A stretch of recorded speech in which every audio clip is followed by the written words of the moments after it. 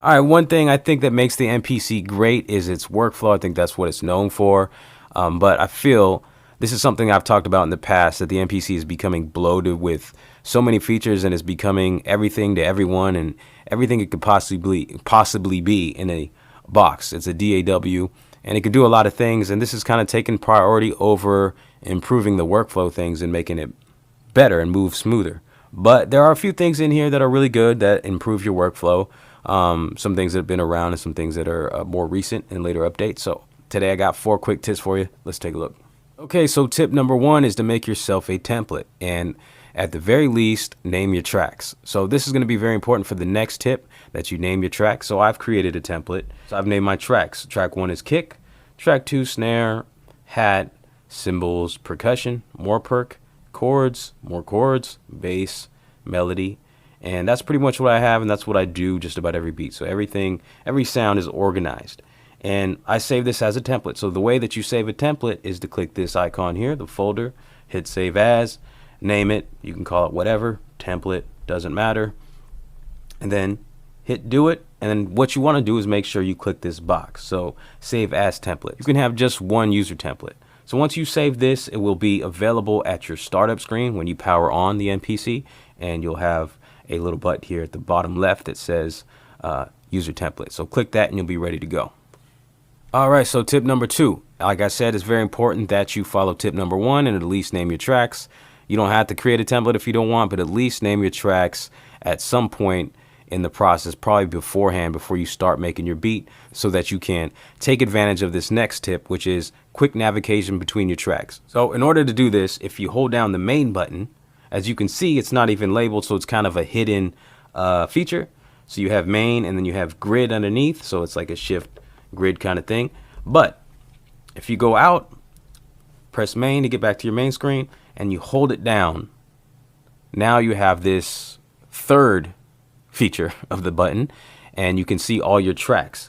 That's why it's important to name them, because now I know where every track is and I can navigate it, and I can navigate to it very easily. Now in another case, see, let me pop open this sequence which has no tracks named. If I hold down the main button, all I'm going to see is these tracks named track 1, 2, 3, 4, 5. So there's no way of me really knowing what these tracks are unless I have them memorized. So if you have a lot of tracks and it's going to be hard to kind of keep track of what track is what track, then very important to name your tracks. So that's tip number 2. Tip number 3, the browser search, a very important feature in order to sort through your samples very quickly. If you need to narrow down what it is you're looking for and you need to search through multiple folders, this is what you want to do. So in order to get the browser, you can click menu twice, double click it, and there you are. So I have a folder named more drums. So I'm going to go to my drums folder. Now if you click on this little cog icon, you'll see by default, I believe it's set this way. It says search included subfolder. So you want to leave that on, because if you have a folder and say it's got drums in it, but it has subfolders, when you do your search, it'll search within those other folders within that main folder. So let's keep that like that. Then say if I want to search for some kicks, just type it in, press do it, and it'll narrow down all the samples in that folder that are kicks. And I can just go through, find as many kicks as I want, load them up.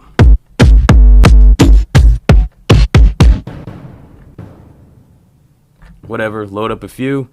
And then, you know, I could do the same thing for my snares. If I'm building a drum kit, this is a very quick way to sort through sounds that I need and skip through things that I don't, and so on. So that's tip number 2, the browser search. Very important, very good. All right, so the last tip, number 4, is to be able to assign your samples quickly by dragging and dropping. So let's take a look at that. There is a quick way to get your assigned samples from the home screen. There's a little button right here. Click on the touchscreen and bam, here you are. So now here is my sample pool. So I can go through and audition those samples.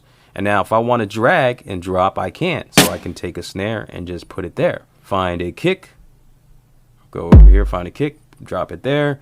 Find my hi-hats, drop it there.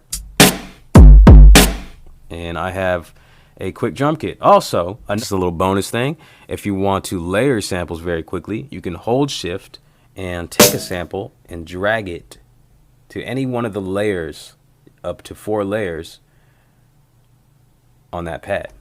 So now I have 2 samples on that pad, and you can do it up to 4. All right, so there you go, 4 quick tips for a better workflow in the MPC ONE Live, Live 2, and X. If you guys found value in this video, please give it a thumbs up, drop a comment.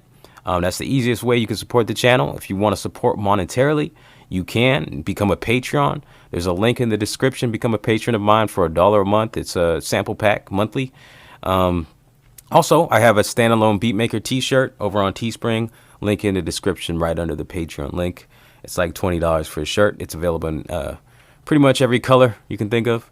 Also, affiliate links in the description if you're planning on buying something. If you haven't bought your MPC yet, you can click on that link. It's no extra cost to you, and it supports the channel. So thank you very much, everybody, for stopping by once again. God bless y'all. Stay humble. Be bold. Lift noise. Run with your dreams. All right.